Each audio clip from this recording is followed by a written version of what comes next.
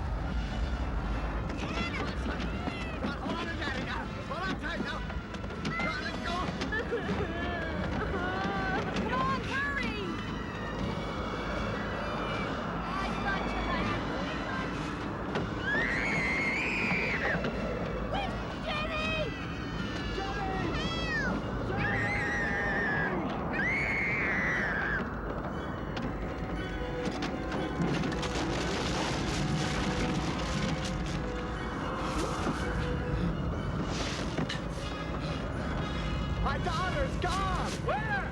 There!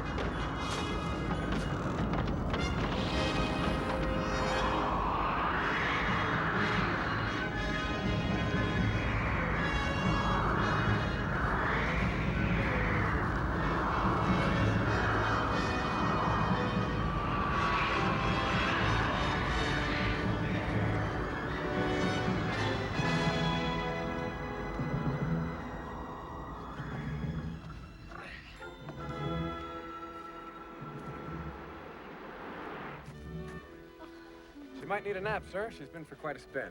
Sweetie. Excuse me.